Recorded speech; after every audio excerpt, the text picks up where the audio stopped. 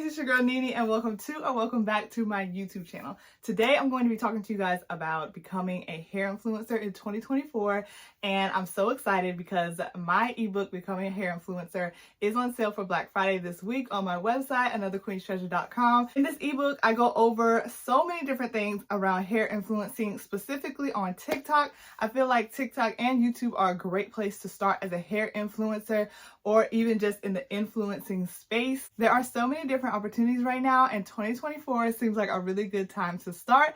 So I'm going to be giving you guys some tips and tricks in today's video. And like I said, my ebook on this topic, Becoming a Hair Influencer, is on sale this week until next Wednesday. So make sure you guys check the link in the description if you're interested. So you guys know I have been a hair influencer for a while now, several years, and I absolutely love it. I not only love doing my hair, that's been a passion of mine since I was little, but being able to share it with you guys is a whole nother experience. I feel like when people think of a hair influencer, it seems like something really hard to break into, something really hard to start, when in reality, it's really not, y'all. So that is one reason why I made my ebook, Becoming a Hair Influencer, because there are not a ton of resources out there concerning how to become a hair influencer, especially for a specific social media platform.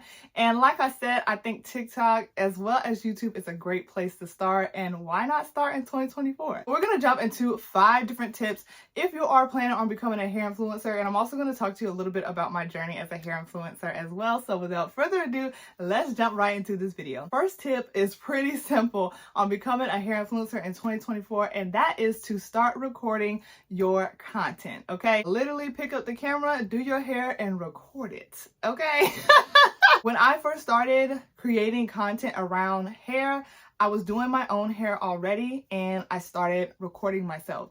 I didn't have the equipment that I needed, so I borrowed somebody else's who allowed me to use it, and I started editing and doing what I could, and I got better in time. I'm in my college dorm. I think I was like maybe a sophomore or something, and I was using somebody else's camera that gave me permission to use it, filming myself doing my hair. In college, I needed protective styles because I was super busy, and I did not have time to do my hair every morning with classes early in the morning, labs late at night, and I loved protective styles that got me through college. As far as my hair goes, those were my main styles in college, you guys.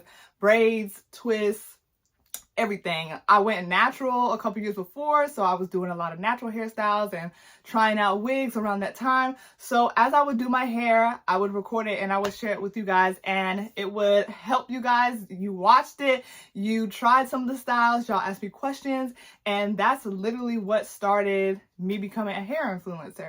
My second tip for becoming a hair influencer in 2024 is to not be discouraged by the numbers when you're first starting out. I feel like sometimes it takes some time for your audience to find you and for your people to find you online, depending on what social media site that you start on. So starting by posting your content, filming yourself, doing your hair, or however you decide to film hair content in your hair influencing journey, don't let those numbers, if they're low, deter you, because there's definitely opportunities to grow, in my opinion. Everyone that started influencing probably started with low numbers. So don't let that deter you. Don't let it stop you or discourage you as you start posting your content, but possibly use it as fuel to keep going. Third tip for those trying to become a hair influencer in 2024 is to be consistent. I feel like a lot of times people focus on what other people say is consistent instead of what their form of consistency is. Your form of consistency is something that works for you in your schedule where you're not burnt out. If that means once a week, then once a week is when you should show up, in my opinion.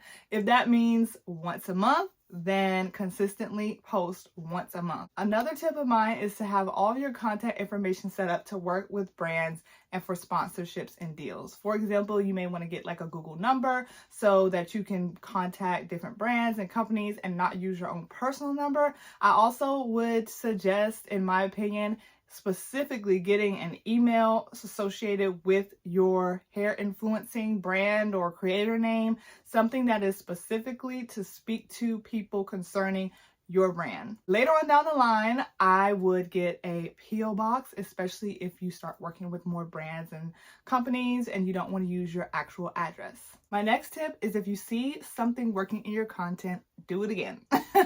So for instance, say you post videos about knotless box braids and your videos always do really, really well when you're talking about this topic. I would suggest you continue to make content around this topic if you can, because that is something that sparks your audience and it may help you grow faster and quicker. This goes along with my next tip, and I've definitely passed 5 tips, but let's keep going. This goes along with my next tip, which is to read and study your analytics. Your analytics for every social site is different, it's set up different, it looks different, but there is an overall pattern. Analytics basically show you what's working for your channel or your social media platform, how many people are viewing it, how many people are viewing this content as opposed to that piece of content, and it really can give you a good picture of what your audience is looking for, maybe what they're searching for, how they found you. All these things you can put into perspective when you're planning your next piece of content. So like I said in the last tip, if something is working, you can plan more content around that topic.